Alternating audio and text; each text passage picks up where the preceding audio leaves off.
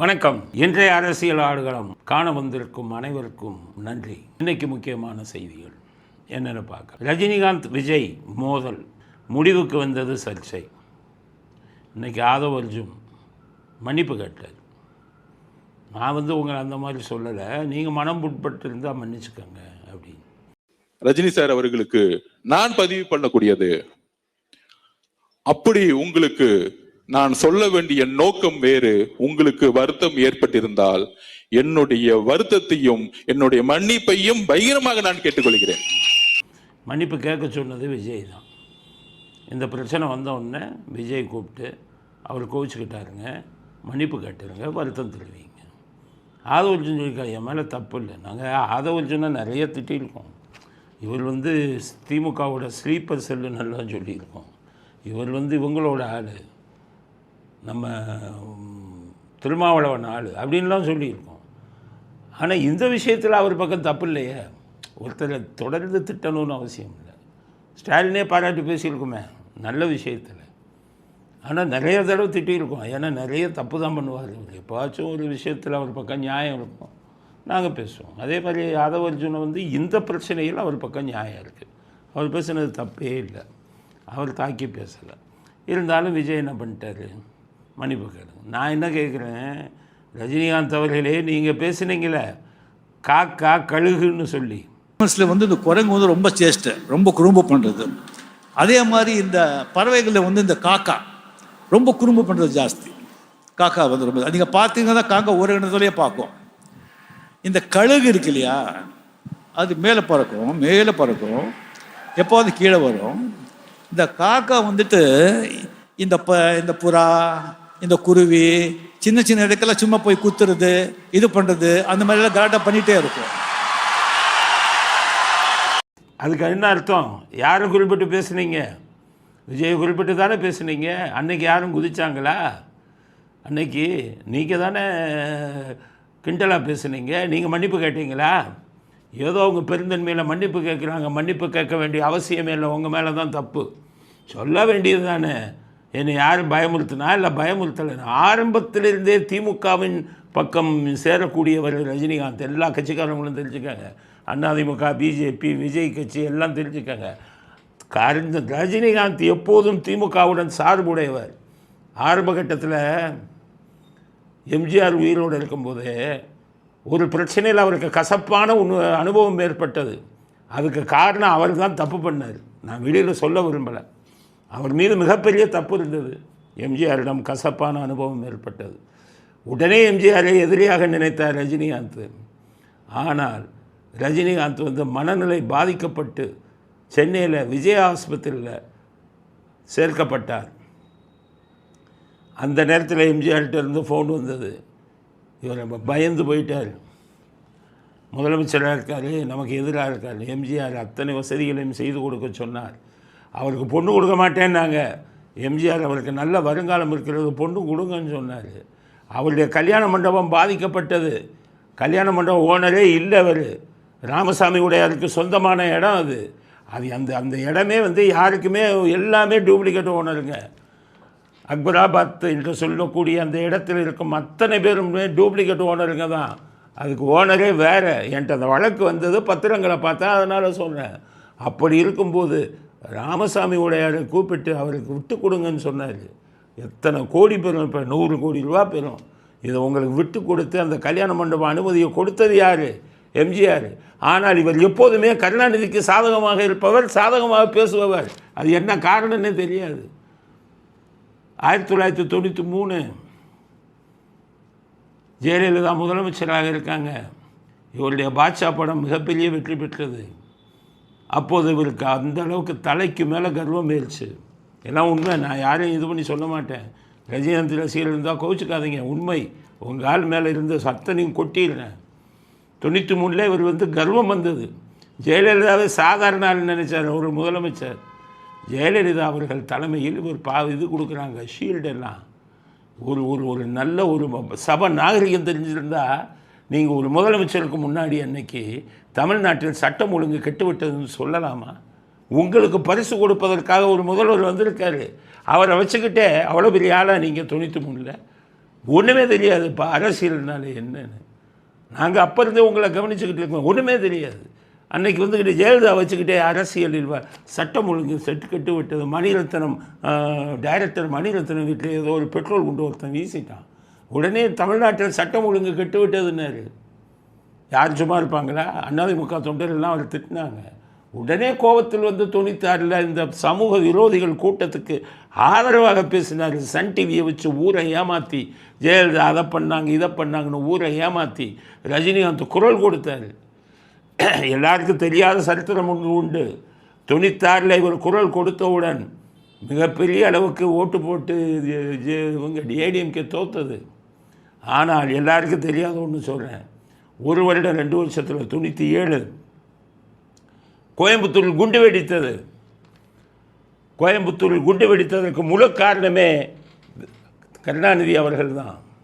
நான் பல தடவை பேசியிருக்கேன். நான் காவல்துறையில் இருந்தேன். குண்டு வெடிப்பதற்கு முன்பு தமிழ்நாட்டில் இருக்கக்கூடிய உளவுத்துறை எச்சரித்தாங்க கருணாநிதி அவர்களை, நீங்கள் எடுக்கும் முடிவுகள் தவறான முடிவுகள். ஜெயலலிதா அவர்கள் இருக்கும்போது சரியான முடிவை எடுத்தார். 5 பேரை குண்டர்கள் சட்டத்தில் அடைக்க சொன்னார் ஜெயலலிதா. காவல்துறை டிஜிபி சொன்னார், இந்த 5 பேரும் வெளியில் இருக்காங்க, இவங்களால் நாளைக்கு குண்டு வெடிக்கும், 5 பேரையும் நம்ம அரெஸ்ட் பண்ணணும்னு நோட் போட்டாங்க. உடனே ஜெயலலிதா டிஜிபியை கூப்பிட்டு அரெஸ்ட் பண்ணணுமான்னு கேட்டேன். ஆமாம், உங்களை நான் சுதந்திரமாக விடுறேன், நீங்கள் என்ன சொல்கிறீங்களோ அதான், அரெஸ்ட் பண்ணுங்கள். குண்டர்கள் சட்டத்தில் போட்டாங்க. அங்கே இருந்து கேரளாவிலிருந்து வரக்கூடிய வழிகளில் எல்லாம் செக் போஸ்ட் இருந்தது. கிலட்டின் குச்சிகள், குண்டு வெடிக்கக்கூடிய கிலட்டின் குச்சிகள் செக் போஸ்ட்டு இல்லாமல் கடத்தி வரப்பட்டது. அப்போ டிஜிபி சொன்னார், கிலட்டின் குச்சிகள்லாம் உள்ளே வருது, அங்கே செக் போஸ்ட் போடணுன்னாரு. செய்யுங்கன்னாரு ஜெயலலிதா. அதுக்கப்புறம் செக் வச்சாங்க, இங்கே குண்டு வெடிக்காமல் இருந்தது. 96 ரஜினிகாந்த் குரல் கொடுத்த உடனே கருணாநிதி உள்ளே வந்தார். என்ன பண்ணார் தெரியுமா? செக் போஸ்ட்டை தூக்குனார். அவங்க கைது பண்ணி வச்சுருந்த 5 பேரையும் குண்டர்கள் சட்டத்திலிருந்து விடுதலை பண்ணார். அப்போ ஐஜி இன்டெலிஜென்ஸாக இருந்த மிகப்பெரிய அதிகாரி, ஐபிஎஸ் அதிகாரி இன்னமும் இருக்கார். இன்றைக்கி இருக்கிற ஐபிஎஸ் எல்லாம் நீங்கள் எல்லாம் கிட்டக்கே நிற்க முடியாது அவங்ககிட்டலாம். எவ்வளோ பெரிய ஜீனியஸ், எவ்வளோ பெரிய ஜெம்மு இன்றைக்கி நடத்த தெரியுதா உங்களுக்கு? இன்டெலிஜென்ஸ்னால் என்னன்னு தெரியுமா? கற்றுக்கங்க. மோகன்தாஸ்கிட்ட இருந்து இருந்து இன்றைக்கி யூனிஃபார்ம் போட்டவங்கெல்லாம் அன்றைக்கி என்ன நோட் போட்டார்? there is going to be a bomb blast at Coimbatore போட்டார். கருணாநிதி அவர்கள் அதை ஒத்துக்கலை. பரவாயில்ல அப்படின்னாரு. குண்டு வெடித்தது.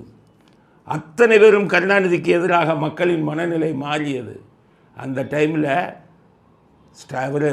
ரஜினிகாந்தை போய் கெஞ்சி கருணாநிதி குண்டு வெடிப்புக்கு கருணாநிதி காரணம் இல்லைன்னு பேசுன்னு சன் டிவியில் பேச வச்சாங்க. அத்தனை மக்களும் ரஜினிகாந்துக்கு எதிராக மாறினாங்க. அவருக்கு குறுகிய காலம் 96 97 வரை இருந்த மக்கள் ஆதரவு கோயம்புத்தூர் குண்டு வெடிப்பை நியாயப்படுத்தி பேசியவுடன் அவ்வளவும் போச்சு, ஆதரவே போச்சு. அதுக்கப்புறம் ஜெயலலிதா 2001 இவங்க எல்லாத்தையும் அடிச்சுட்டு திரும்பி ஆட்சிக்கு வந்தாங்க. இதுதான் நடந்த கதை. எனக்கு ஒன்றும் ரஜினிகாந்த் எதிரி இல்லை, எனக்கு ஒன்றும் விஜய் இப்போ நெருங்கிய நண்பர்கள்லாம் ஒன்றும் கிடையாது. விஜய் கண்ணால் கூட சினிமாவில் பார்த்தது தான், கண்ணால் கூட நான் பார்த்ததில்லை, மனசாட்சிப்படி பேசுகிறேன். இதுதான் நடந்தது. ரஜினிகாந்த் எப்போதுமே ரஜினிகாந்த் திமுகவுக்கு சார்புடையவர். 2001 மிகப்பெரிய உதவிகளை ஜெயலலிதா செஞ்சார். ஆனால் அதற்கப்புறமும் இன்று வரை அவர் திமுகவின் ஆதரவு மனப்பான்மை உள்ளவர். அதனால தான் சொல்கிறேன், எப்போ இன்றைக்கி கூட இனி திமுகவை சார்ந்து தானே இருக்கார். ஆதவர்ஜுன் சொன்னபடி உங்களுக்கு ரெட் ஜெயண்டில் போய் நடிச்சுக்கிட்டு இருக்கார், சன் பிக்சர்ஸில் நடிச்சுக்கிட்டு இருக்கார். அதனால தான் இவர் விஜயை கொச்சைப்படுத்தி பேசினார். கழுகு காக்கை கதையெல்லாம் சொன்னார். விஜய் உங்களுக்கு எதிர்ப்பாக எதுவுமே பேசலை, நீங்களும் மன்னிப்பு கேட்கலை. இன்றைக்கி அவர்கள் உங்களை பற்றி பேசியது சரியான கருத்து. மனசாட்சி உள்ள மனிதராக இருந்தால் என்னை பயமுறுத்தலன்னு சொல்லியிருக்கணும். நீங்கள் சொல்ல முடியாது, ஏன்னா பொய் சொல்ல முடியாது உங்களால். நீங்கள் தெய்வ பக்தி இருக்கிறவர்கள், மனசாட்சி உள்ள மனுஷன். தெரியாமல் இந்த நாசிகள் கூட்டத்தில் போய் மாட்டிக்கிட்டீங்க. அதனால் இப்போ என்ன சொன்னீங்க? ஒன்றுமே சொல்லாமல் காலம் பதில் சொல்லும். காலம் இதுக்கெல்லாம் உங்கள்கிட்ட மன்னிப்பு கேட்டிருக்கவே கூடாது. எனக்கு கிடைத்த செய்தி, விஜய் கூப்பிட்டு சத்தம் போட்டு ஆதரவு நான் மன்னிப்பு கேளுன்னு சொன்னதா கேள்விப்பட்டு இது செய்தி வந்திருக்கு. இதுக்கிடையில் இன்றைக்கி அந்த திமுக குரூப் அவங்க ஒரு ஃபோட்டோ போட்டிருக்காங்க. ஜெயலலிதா உட்காந்துருக்காங்கன்னா அதில் கால் மேலே கால் போட்டு ரஜினிகாந்த் உட்காந்துருந்தாங்க.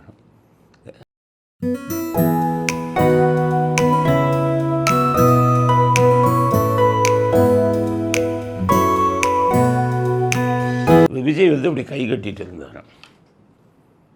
விஜய் கை கட்டி இருந்தது உண்மையாக இருக்கலாம். ஏன்னா தலைவா படம் வந்து ரிலீஸ் ஆகும்போது பிரச்சனை வந்தது. அப்போ விஜய் போய் இவங்ககிட்ட நின்னார், ஜெயலலிதாவுக்கிட்ட. அவங்க அப்பா எஸ்ஐ சந்திரசேகரன் போய் ஜெயலலிதாவுக்கிட்ட பேச போயிருந்தாங்க. கையை கட்டி நின்று இருக்கலாம். ஏன்னா அப்போல்லாம் விஜய்க்கு 35 வயசு தான் இருக்கும். ஜெயலலிதா அவர்கள் சிஎம். அவர் வந்து கையை கட்டிகிட்டு இருந்திருக்கலாம், தப்பு இல்லை.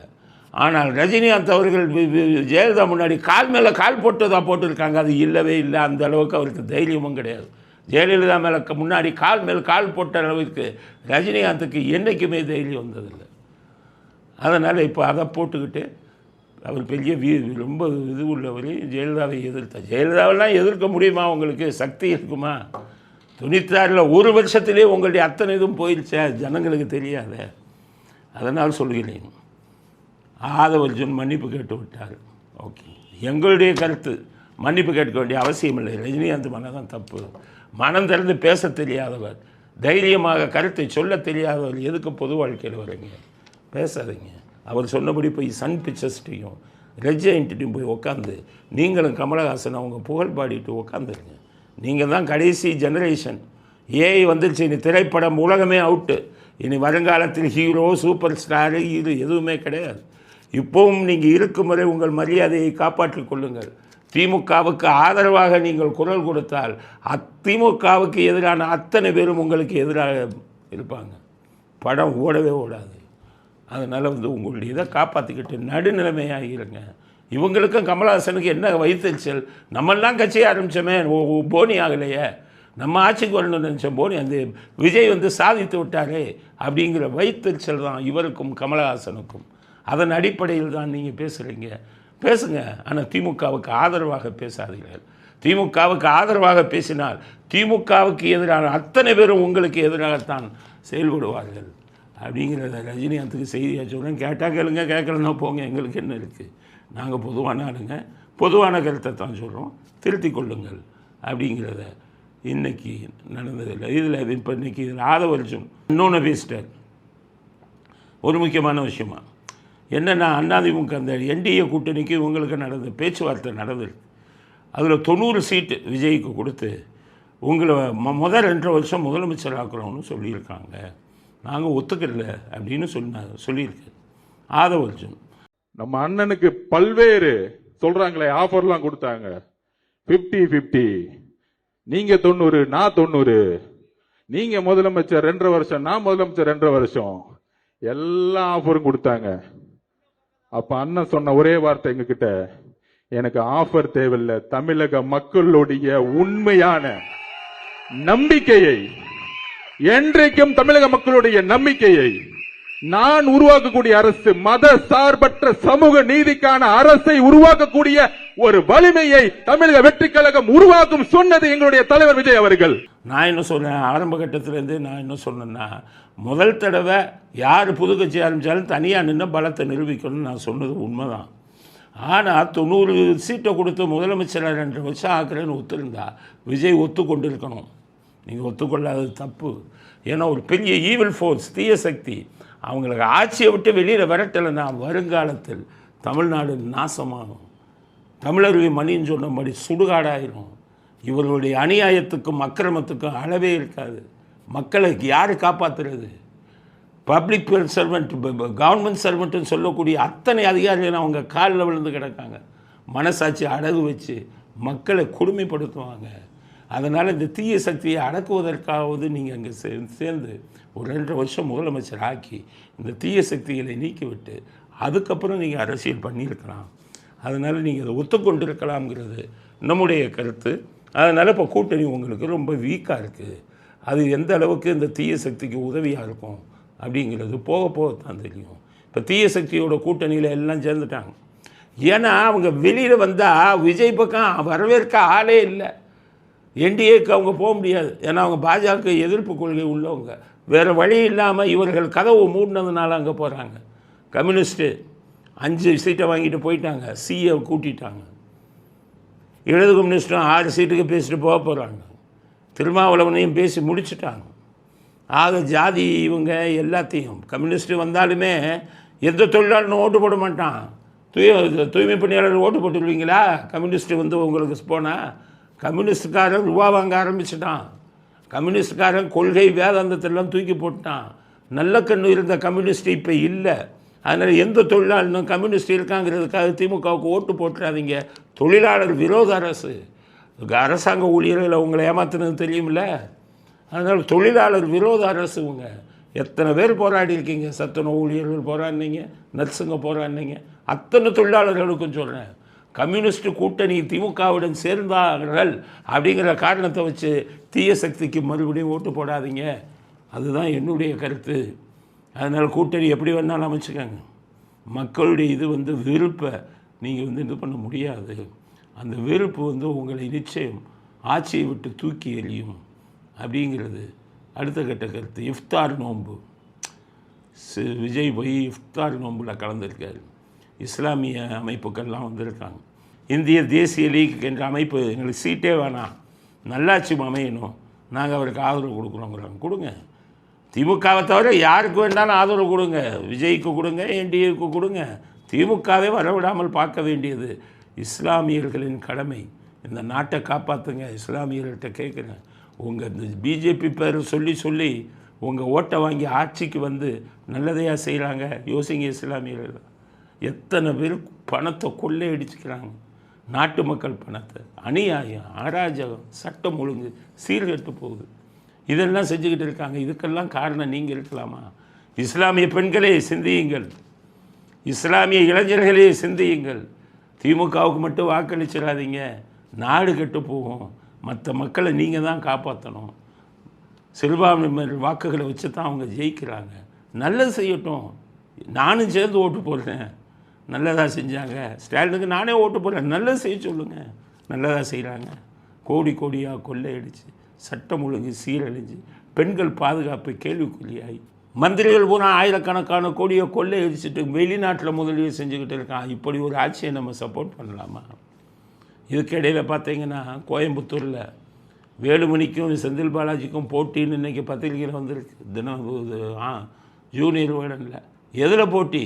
இலவசங்களை கொடுக்குறதில்ல. இவருக்கு சொல்கிறேன், செந்தில் பாலாஜியை, திமுகவை நம்பாதீங்க, கழுத்தறுத்துருவாங்க. நீங்கள் பல பிரச்சனைகளை மாட்டிக்கிட்டே இருக்கீங்க. முதல்ல நீங்கள் வந்துக்கிட்டு அந்த வேலைக்கு பணம் கொடுக்குறதுல மாட்டினீங்க. வழக்கு நிலுவையில் இருக்குது, வெயிலில் இருக்கீங்க, ஜாமீனில். நீங்கள் திமுக ஜெயித்தாலும் நீங்கள் மந்திரியாக முடியாது. ஏன்னா அந்த வழக்கு முடிகிற வரை உங்களுக்கு ஜாமீனை தளர்த்த மாட்டாங்க. அப்புறம் இதுவும் போயிடும். மந்திரியாக போகிறதில்ல. எதுக்காக உங்கள் பணத்தை செலவு பண்ணி இந்த தீய சக்திகளை ஆட்சிக்கு கொண்டு வரணும்னு நினைக்கிறீங்க? வாழ்க்கையில் நிம்மதியாக இருங்க ஐயா. ஏதோ சம்பாதிச்சிட்டிங்கன்னா அந்த பணத்தை வச்சு செட்டில் ஆகுங்க. இந்த தீய சக்திக்கு மறுபடியும் இதுக்கு வர வைக்கணும்னு நினைக்கலாமா? ஆனால் நீங்கள் நினச்சாலும் தீய சக்தியை கொண்டு வர முடியாது. நான் காரணம் சொல்கிறேன். என்ன எப்படி நீங்கள் நினச்சி போன தடவை அதிமுகவும் பாஜகவும் பிரிஞ்சு நின்னாங்க எம்பியில். அப்போ உங்கள் வேலையெல்லாம் நடந்தது. இப்போ வந்துக்கிட்டு சேர்ந்துட்டாங்க. போன தடவை எம்பி எலெக்ஷனில் விஜய்ங்கிற ஃபோர்ஸு இல்லை. இப்போ விஜய்ங்கிற சக்தி பெருசாக வந்திருக்கு. கோயம்புத்தூர்லேயே எங்களுடைய ஸ்டாட்டிஸ்டிக்ஸ் போயிட்டு இருக்கிறபடி அவங்களுக்கு ஓட்டு வந்து கூடிக்கிட்டே போகுது. கோயம்புத்தூரை பொறுத்தவரை அதிமுக இது என்டிஏவுக்கும் இவங்களுக்கும் தான் போட்டி, விஜய்க்கும். நீங்கள் தலையில் நின்னாலும் நடக்காது. இலவசத்தை கொடுத்தீங்கன்னா இலவசத்தை கொடுத்துக்கிட்டே இருக்காங்க. அண்டா குண்டா பாருங்கள் அந்த வீடியோவை. டிஃபன் பாக்ஸ் மட்டும்தானா? வேறு எதுவும் இல்லையா? 4 இட்லி போட கொடுத்தா பரவாயில்லப்பா. காலையில் நிறைய போகுது. ஆனால் இவன் எதை போய் பிடிக்கிறான்? எலெக்ஷன் விஷயம் காராப்பூந்தியை போய் பிடிக்கிறான். அண்டா குண்டாவை விட்டுட்டான். அந்த வீடியோவை பாரு. அதனால் அவன் எலெக்ஷன் கமிஷனுக்கு கண்ணில் மண்ணை தூக்கிட்டு இவங்க பாட்டுக்கு இலவசங்களை கொடுத்து கொண்டு இருக்கிறார்கள். அதனால் சொல்கிறேன், மக்கள் இலவசங்களை வாங்கி கொள்ளுங்கள், ஆனால் தீய சக்தியை வீட்டுக்கு அனுப்புங்கள். இல்லாவிட்டால் தமிழ்நாடு நாசமாகிவிடும் அப்படிங்கிறத இவருக்கு செந்தில் பாலாஜிக்கு சொல்கிறேன். ஒதுங்கிக்கங்க.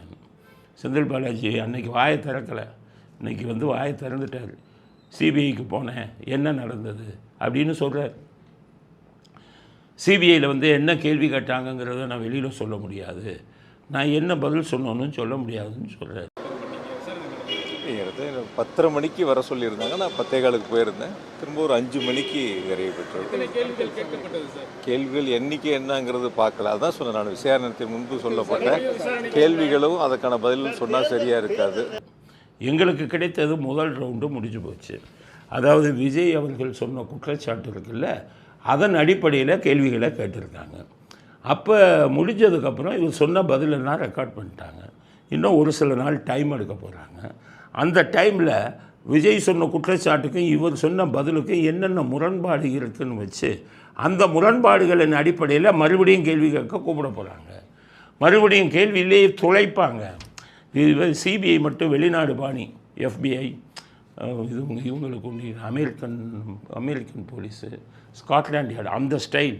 நம்ம இந்த காட்டுப்ப இந்த அஜித்குமார் தலையில் தொங்க விட்டு அடிக்கிறான நம்ம போலீஸு, அந்த மாதிரி இல்லை அவன் சிபிஐ. அவன் விஞ்ஞானபூர்வமாக கேள்வியிலேயே உண்மையை வர வைக்க வச்சுருவான்.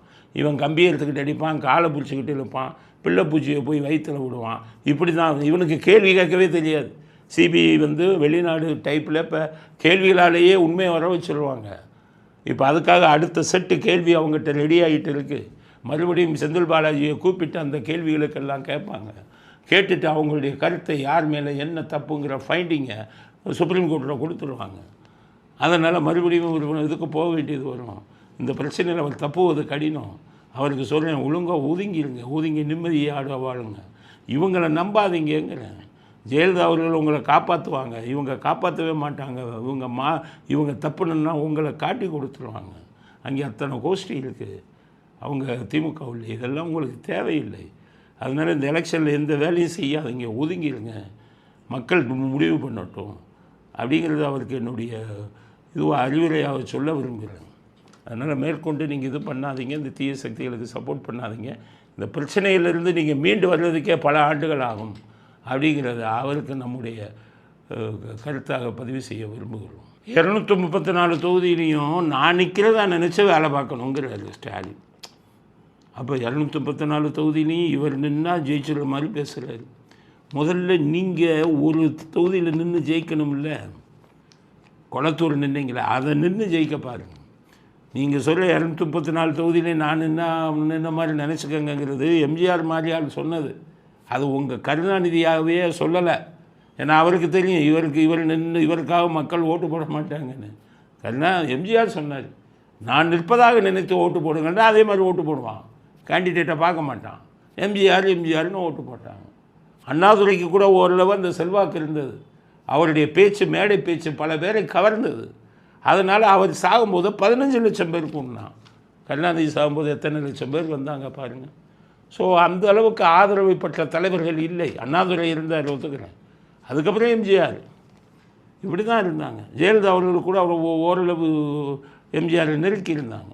நான் நிற்கிறேன்னு நினச்சிக்கங்கன்னா அவர்கள் சொல்லலாம். நீங்கள் சொல்கிறதுக்கு ஒன்று என்ன, உங்கள் குளத்தூரே இப்போ என்ன நிலைமை படுமோசமாக இருக்க, எங்கே நிற்கிறதுன்னு தெரியாமல் உட்காந்துக்கிட்டு இருக்கீங்களே. நீங்கள் 234 தொகுதியிலே நிற்கிறேன்னு சொன்னால் என்ன ஜெயிச்சிட முடியுமா? அந்த அளவுக்கு செல்வாக்கு இருக்கா? நம்முடைய நலத்திட்டங்கள், நான் செஞ்ச நல்லவைகளை வச்சு ஓட்டு கேட்குறாங்களா? என்ன நலத்திட்டம் செஞ்சீங்க சொல்லுங்கள்.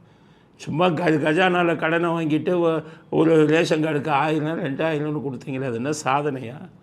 வேலையில்லா திட்டத்தை எத்தனை சதவீதம் குறைச்சிருக்கீங்க சொல்லுங்கள். வறுமை கோட்டுக்கு கீழே இருக்கிற மக்களை நல்ல வறுமை கோட்டுக்கு மேலே வர்ற மாதிரி எத்தனை இதை கொண்டு வந்தீங்க சொல்லுங்கள். லஞ்சம் வாங்காமல் வெளிநாட்டு முதலீடுகளை எத்தனை இதை நீங்கள் அனுமதிச்சிங்கன்னு சொல்லுங்கள். பல பேர் இங்கே லஞ்சம் அதிகம் கேட்குறாரு, நம்ம வேறு மாநிலத்துக்கு போனாங்களா இல்லையா? சாம்சங்குங்கிற மிகப்பெரிய கம்பெனி வந்தது, போராடிக்கிட்டு இருக்கான். கடைசி நீங்கள் பண்ணின கூத்தில் சாம்சங்கை விட்டுட்டு ஆந்திராவுக்கு போகணுன்னு முடிவு பண்ணிட்டான். எல்லாவற்றிலும் சுயநலம், எல்லாவற்றிலும் பணம் சம்பாதிக்கணும், இப்படித்தானே நினச்சிங்க? உங்கள் சாதனைகளை எதை பார்த்து ஓட்டு போடுவாங்க? ஓசி பஸ் விட்டுட்டிங்கன்னா ஓட்டு போட்டுடுவானா? அது என்ன ஒரு பெரிய சாதனையா?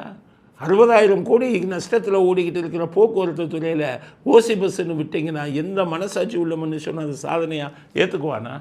நீங்கள் ஏமாத்துறதுக்காக பண்ணுறீங்கிறத புரிஞ்சுக்க மாட்டாங்களே. இலவசம்னு சொல்லி தமிழ்நாட்டையை குட்டிச்சவராக்கி வச்சுருந்தீங்க.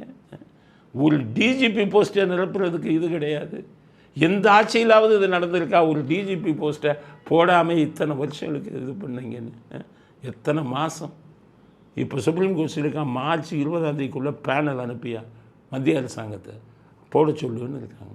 20ஆம் மத்திய அரசாங்கத்திலேருந்து பேனல் வரப்போகுது டிஜிபி. இதை யார் நீங்கள் இது பண்ணலன்னா எல்லாம் ஜெயிலுக்கு தான் போகணும். அதிகாரிகளுக்கு சொல்லிடுறேன், இவர் சொன்னார் என்ன பண்ணிங்கன்னா ஜெயிலுக்கு தான் போகணும். இந்த திருப்பரங்குன்றத்தில் போய் மன்னிப்பு கேட்டிங்களா, அது மாதிரி போய் கோர்ட்டில் போய் மண்டியிடணும். மத்திய அரசாங்கம் என்ன சொல்லுதோ தகுதியின் அடிப்படையில் நல்ல அதிகாரிகளுக்கு போஸ்ட்டை கொடுங்கய்யா. அரசியல்வாதிகள் தான் கூத்தரிச்சுக்கிட்டு இருக்கான்னா அதிகாரிகளுக்கு கொஞ்சமாச்சு இது வேணாம். இப்போ தான் இதுதான் நடக்குது இல்லை எலெக்ஷனு.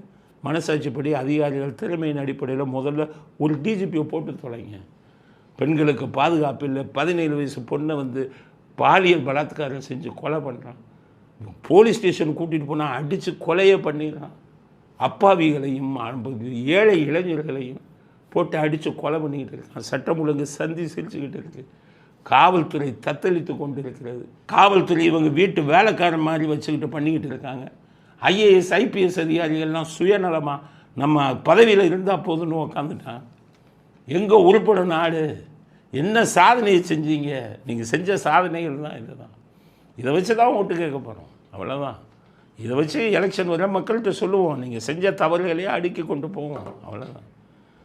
எத்தனை நிரபராதிகளை ஜெயிலுக்கு அனுப்புனீங்கன்னு சொல்லுவோம். நீங்கள் இப்போ என்னைய நீங்கள் இது பண்ணீங்கல்ல, குறைஞ்சது என்ன நீங்கள் கைது பண்ணி அனுப்புனதுக்கு ஒரு 10 லட்சம் வாக்குகள் உங்களுக்கு எதிராக விழுவும். நான் சுயநலமாக சொல்கிறேன். மனசாட்சி உள்ளவங்க எத்தனை பேர் இருக்காங்க? நான் 3 வருடமாக மக்களை சந்தித்து கொண்டிருக்கேன். டெய்லி மக்களிடம் பேசிக்கிட்டு இருக்கேன். மனசாட்சி உள்ளவங்க எத்தனை பேர் இருப்பாங்க? எனக்கு தெரியும் கணக்கு. நிச்சயமாக 10 லட்சம் வாக்குகள் எங்களை ஜெயிலுக்கு அனுப்புனதுக்கு உங்களுக்கு இழப்பு வருதா இல்லையான்னு பாருங்கள். இது மாதிரி எத்தனை அப்பாவிங்களை அப்படிலாம் போட்டு உள்ளதில் நீங்கள் ஆட்சியாக நடத்துகிறீங்க. கேவலமான விஷயம். திருப்பி வேறு ஆட்சிக்கு வரணும்னு நினைக்கிறீங்களே, தமிழ்நாடு தாங்குமா? அதனால தான் சொல்கிறேன், நீங்களும் தண்டனை அனுபவிக்கணும். உங்களுக்கு அது சாதகமாக இருந்த அதிகாரிகள் அத்தனை பேரும் தண்டனை அனுபவிக்கணும். சட்டத்தின் முன் கொண்டு போய் நிறுத்துறதுக்கு தயங்க மாட்டோம் அப்படிங்கிறத ஸ்டாலினுக்கு பதிலாக சொல்கிறோம். 7 முன்னாள் அதிமுக அமைச்சர்கள் அவங்க வேறு சொத்து நிறையா சேர்த்துட்டாங்களாம், முகாந்திரம் இருக்கான். இது யார் போய் வழக்க போடுறா? அதுதான் அதிமுக அமைச்சர்கள் யோகியர்கள்னு நான் சொல்லலை, நான் சொல்லிட்டேன்ல. திராவிட இயக்கத்திலே 2 யோகியங்க தான் சொல்லிட்டேன். ஒன்று அண்ணாதுரை, இன்னொன்று எம்ஜிஆர். அதிமுகலே எம்ஜிஆர், திமுகவில் நான் 2 பேரை தவிர யாரும் யோகியம் கிடையாதுன்னு சொல்லிட்டேன். இன்றைக்கி திமுகவில் இருக்கிற எவனும் யோகியம் கிடையாது, அதிமுகவில் இருக்கிற யாரும் யோகியம் கிடையாதுன்னு நானே சொல்லுவேன். 7 அதிமுக அமைச்சர் சொத்து சம்பாதிச்சிட்டாங்கன்னு திமுக எம்பி ஒரு ஆள் போய் வழக்குத்துறை யோகியங்களை, இந்த யோகி அவன் செம்பு தூக்கி உள்ள வைங்கன்னு சொல்கிற வேண்டிய ஆளுங்க உங்களை பார்த்து தான் சொல்லணும் அந்த பழமொழியை. அவ்வளோ வேலை ஊரை கொள்ளையடிச்சுக்கிட்டு அதிமுக அமைச்சர்கள் கொள்ளையடிச்சிட்டான்னு அவங்க கொஞ்சமாச்சு இது இல்லையா? போய் வழக்க போடுறாங்க. 1020 கோடி கொள்ளையடிச்சு போய் அது எதுக்கு? அமலாக்கத்துறைக்கு உத்தரவிடணுமா? அந்த வழக்கு எதுன்னா உயர்நீதிமன்றம் அமலாக்கத்துறைக்கு உத்தரவிடணுமா? உயர்நீதிமன்ற ஜட்ஜுங்கள்லாம் என்ன ஏமாளிங்கன்னு நினச்சிங்களா? கேட்பாங்க கேள்வி. ஏப்பா 1020 கோடி உங்கள் அமலாக்கத்துறை கைது பண்ணின்னு சொல்லி கொடுத்தாங்களே, உங்கள் ஆட்சியில் கைது பண்ணீங்களா? கேட்பாங்க உங்களை கேள்வி. நாக்கப்படுங்கிற மாதிரி கேட்பாங்க ஜட்ஜுங்க, பதில் சொல்லுங்கள். அது மட்டுமா? இவருக்கு பொன்முடிக்கு 3 வருஷம் ஜெயிலு கொடுத்தாங்களே, சுப்ரீம் கோர்ட்டில் போய் ஸ்டே வாங்கிட்டு அவரை திருப்பி மந்திரியாக மாக்கின ஆளுங்களாச்சே விடுவாங்களா அவங்கள? நீங்கள் போயிட்டு மற்ற 7 அமைச்சர்கள் மேலே கேஸை போடணுமா? தங்கம் தென்னரசு மேலே அளவுக்கு அதிகமாக சொத்து சேர்த்த வழக்கு, கேகேஎஸ்எஸ்ஆர் மேலே அதிக சொத்து சேர்த்த வழக்கு, அனிதா ராதாகிருஷ்ணன் மேலே சொத்து சேர்த்த வழக்கு, பெரியசாமி மேலே சொத்து சேர்த்த வழக்கு, எல்லாம் கியூ கட்டி நிற்கிறீங்க ஊழல் பண்ணிட்டு லஞ்சம் வாங்கிட்டு. இந்த லட்சணத்தில் 7 அதிமுக அமைச்சர்கள் ஊழல் பண்ணியிருக்காங்கன்னா அவங்க மேலே வழக்கு தொடரணும்னு இவருக்கு உத்தரவிடணுமா? அமலாக்கத்துறைக்கு உத்தரவிடணுமா? அமலாக்கத்துறையில் அக்யூஸ்டுங்க பூரா உங்கள் கட்சிக்காரன், உங்கள் மந்திரிங்க. அதனால தான் சொல்கிறேன், விடுங்க. ஊழலுக்கு எதிரானவர்கள் தான் நாங்கள். ஆனால் நீங்கள் யோகியங்க இல்லை. நீங்கள் யோகியனாக இருந்துட்டு மற்றவங்களை மேலே வழக்க போடுங்க. உங்கள் கட்சியில் இருக்கக்கூடிய குற்றம் சாட்டப்பட்டவர்களை முதல்ல கைது பண்ணுங்க, அப்புறம் மற்ற கட்சிக்கு போகலாம் அப்படிங்கிறத திராவிடம் அந்த கேஸ் போட்டவருக்கு நாங்கள் எங்களுடைய கருத்தாக பதிவு செய்ய விரும்புகிறோம். இத்துடன் இன்றைய அரசியல் ஆடுகளம் நிறைவு பெறுகிறது. மீண்டும் நாளை புதிய செய்திகளுடன் உங்களை சந்திக்கிறோம். நன்றி, வணக்கம், ஜெயந்த். வணக்கம்.